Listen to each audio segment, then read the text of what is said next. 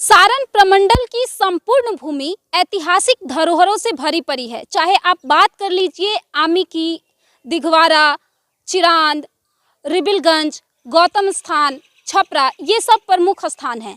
जब आप इतिहास की कहानियाँ किताबें उठा करके पढ़िएगा और उसमें मानव जीवन होने का प्रमाण ढूंढिएगा तो चिरांद उसका साक्षी मिलेगा। चिरांद में इस वक्त मैं मौजूद हूँ, जो सारण जिला मुख्यालय से 11 किलोमीटर दक्षिण पूर्वी दिशा में स्थित है। डोरीगंज बाजार के पास स्थित है। इस वक्त मैं वहीं चिरांद पर आई हूं और चिरांद की स्थिति पहले क्या थी ये सब आप इतिहास में देख चुके होंगे, लेकिन चिरांद मानव जीवन की यात्रा का साक्षी रहा। चिरांद की आज की स्थिति क्या है इसको दिखाने और बताने इस वक्त हम चिरांद में पहुंचे हैं। चाचा, आज का जो वर्तमान का जो चिरांद है वो पहले रतनपुरा था। ये चिरांद कब से नाम पड़ गया? जब राजा मोरध्वज का लड़का चिराया यहाँ, तब से ये नाम चिरांद पड़ा। आपको बताएं तो चिरांद का इतिहास अत्यंत ही गौरवशाली रहा है, लेकिन अगर बात करें वर्तमान की तो वो उतना ही रुग्ण, कहने का मतलब ये है कि वो उतना ही घायल, रोता हुआ, बिखरता हुआ। अब ये बातें हम यूं ही नहीं कह रहे हैं। चिरांद जो मानव जीवन होने का जहाँ से प्रमाण मिला है, सारण की आत्मा भी इसको कह सकते हैं। चिरांद को सारण की आत्मा चिरांद को कहा जा सकता है। चिरांद की आज की स्थिति क्या है, चिरांद आज वर्तमान में क्यों रुग्ण हो चुका है, इसको बताने और दिखाने हम आए हैं। जरा देखिएगा तस्वीरों में, दिखाइएगा जूम करके कि आज चिरांद की स्थिति क्या है, किस तरह से ये चिरांद रोता बिखरता हुआ दिखाई दे रहा है। अब आप जरा खुद से सोचिए कि मानव जीवन के विकास की यात्रा का साक्षी चिरांद आज सिर्फ छपरा संग्रहालय तक ही सीमित रह गया है। ये एक पुरातात्विक स्थल के रूप तक ही सीमित रह गया है, लेकिन इसका विकास बिल्कुल भी नहीं हुआ है जो आज की स्थिति आप तस्वीरों में देख रहे हैं। तो आर्यन 24 न्यूज़ की तरफ से मैं रंजनी शांडिल्य बिहार सरकार के युवा विभाग एवं कला संस्कृति मंत्री से गुजारिश करती हूँ, अनुरोध करती हूँ कि एक बार सारण की आत्मा कहे जाने वाले चिरांद की तरफ भी अपना नज़र डालिए और इसको भी पर्यटक स्थल का दर्जा दीजिए।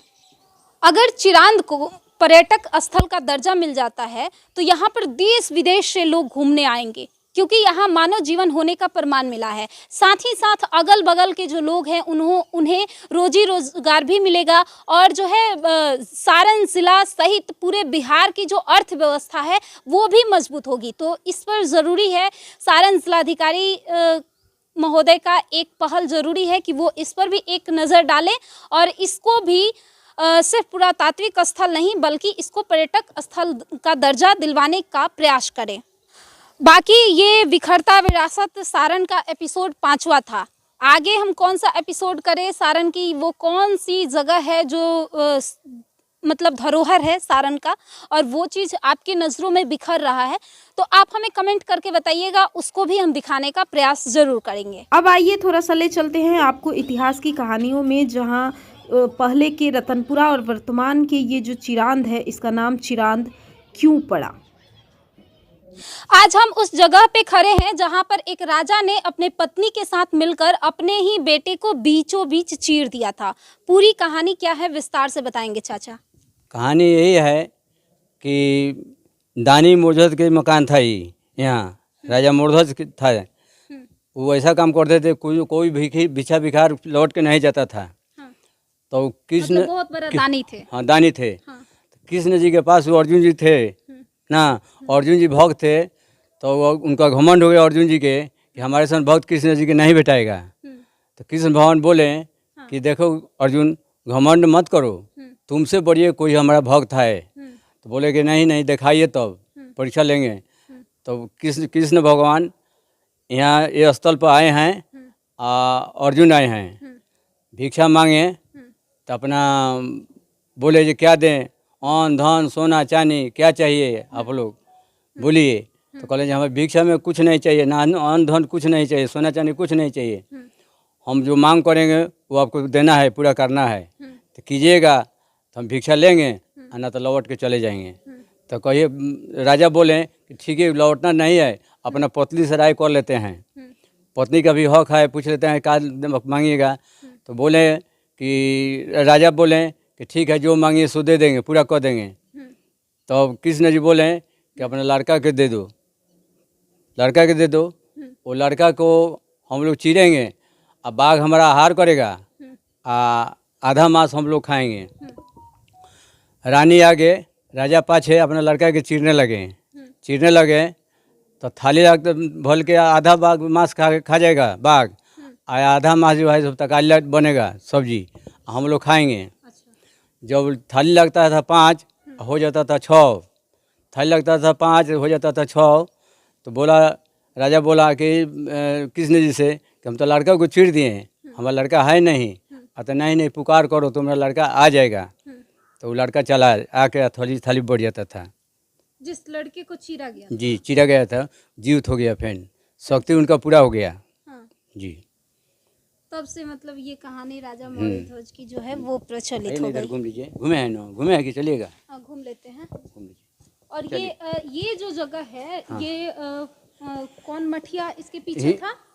ये जो जनकपुर है, इनका इसका पाछे जो था अयोध्या मठिया है, और उसका पाछे जो है से बंगाली बाका मठ का क्या यही है। कहानी है? वो तो बाबा पहले मठिया नहीं था, पहले का मठिया तब फंस गया था, लेकिन बंगाली बाबा अपना भटक करके आ गए, यहाँ रहने लगे, तो बंगाली बाबा भी मठिया को बना दिए।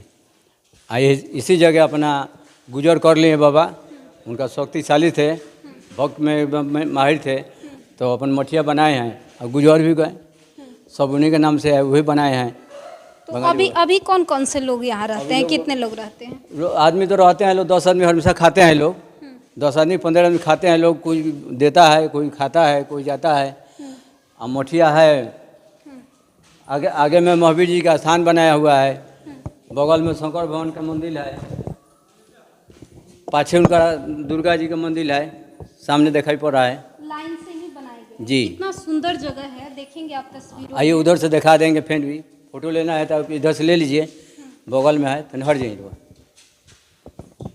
आप देखेंगे कि कितना सुंदर जगह जी है, जो सारण के चिरांद में स्थित है। जी, आइए अब दुर्गा जी को मंदिर को दिखा दें, दर्शा दें।